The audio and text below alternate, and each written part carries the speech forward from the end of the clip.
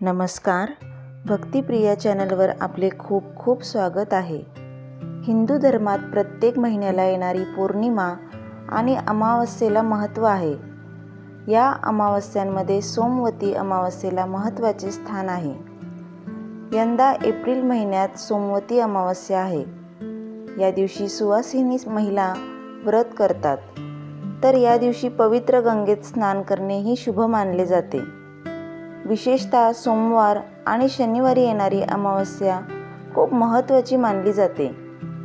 यावेळी चैत्र अमावस्या खूप खास आहे, कारण हा दिवस सोमवार असल्याने सोमवती अमावस्येशी एकरूप आहे. पूर्वजांसह शिवाची पूजा करण्यासाठी सोमवती अमावस्येचा दिवस एखाद्या सणापेक्षा कमी मानला जात नाही. तर आज आपण 2024च्या पहिल्या सोमवती अमावस्येची तारीख आणि पूजेचा शुभ मुहूर्त जाणून घेऊयात. विशेष म्हणजे यंदाच्या सोमवती अमावस्येच्या दिवशी सूर्यग्रहणही आहे, पण हे ग्रहण भारतात दिसणार नाही. नुकत्याच झालेल्या होळी पौर्णिमेला चंद्रग्रहण आणि त्यापुढील अमावस्येला सूर्यग्रहण हा अद्भुत योगायोग मानला जात आहे. त्याच निमित्ताने सोमवती अमावस्या कधी आहे, त्या दिवशी पूजा कशी केली पाहिजे हे जाणून घेऊयात. पण त्या अगोदर चॅनलला सबस्क्राईब केले नसेल तर सबस्क्राईब नक्की करा. यंदाच्या वर्षी चैत्र अमावस्या सोमवार 8 एप्रिल 2024 रोजी पहाटे 3:21 वाजता सुरू होईल, तर रात्री 11:50 वाजेपर्यंत असणार आहे. स्नानदान मुहूर्त हा सकाळी 4:30 ते 5:18 असणार आहे आणि शिवपूजेची वेळ सकाळी 9:13 ते 10:48 असणार आहे. सोमवती अमावस्येचे महत्त्व.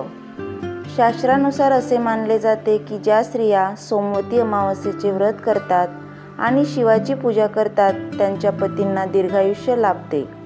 त्यांच्या वैवाहिक जीवनाच्या कल्याणासाठी या दिवशी मैदा, तांदूळ, तूप आणि साखर दान करावी.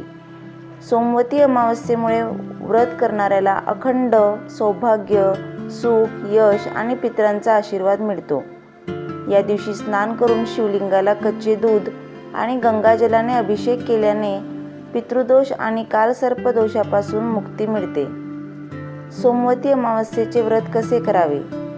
सोमवती अमावस्येच्या व्रत करणाऱ्या सुवासिनी महिला भगवान शंकर आणि माता पार्वतीची पूजा करतात. माता पार्वतीला सौभाग्याचे लेणे, दागिने, बांगड्या, साडी चोळी अर्पण केली जाते. तसेच वैवाहिक जीवनातील अडचणी या व्रताच्या प्रभावाने दूर होतात. या दिवशी उपवास करणे अत्यंत पुण्यपूर्ण मानले जाते. या दिवशी स्त्रिया श्रद्धेने व्रत ठेवून पिंपळाची पूजा करतात आणि 108 वस्तूंचे दान करून प्रदक्षिणा करतात. या पूजेमध्ये कथा पठणाचे विशेष महत्त्व आहे. तर सोमवती अमावस्येची कथा जाणून घेऊयात. एक गरीब ब्राह्मण मुलगी होती, पण पैशाअभावी तिचे लग्न होत नव्हते. यावर मुलीच्या वडिलांनी एका साधूला उपाय विचारला. तेव्हा त्याने सांगितले की एका गावात काही अंतरावर सोना नावाची एक धोबीण तिचा मुलगा आणि सुनेसोबत राहते. ती सुसंस्कृत आहे आणि आपल्या पतीशी एकनिष्ठ आहे. मुलीने त्याची सेवा केली आणि या धोबिणीने तिच्या लग्नातील कुंकू भरले तर मुलीच्या आयुष्यातील सर्व दोष दूर होतील. ब्राह्मणाने ही गोष्ट आपल्या पत्नीला सांगितली.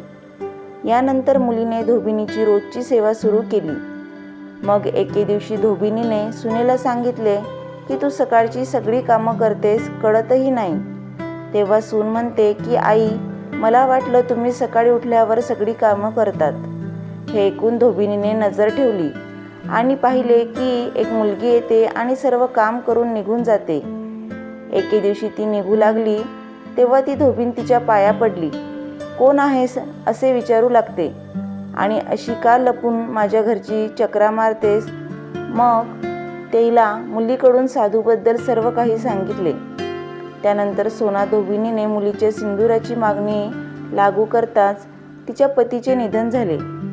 तिने त्याला याबद्दल सांगायला सुरुवात केली तेव्हा तिला पिंपळाचे झाड दिसले.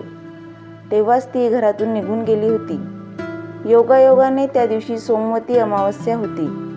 तेथे एका ब्राह्मणाच्या घरी मिळणाऱ्या ताटाच्या ऐवजी त्यांनी भौरीला 108 वेळा विटांचे तुकडे देऊन पिंपळाच्या झाडाची 108 वेळा प्रदक्षिणा केली आणि नंतर पाणी घेतले.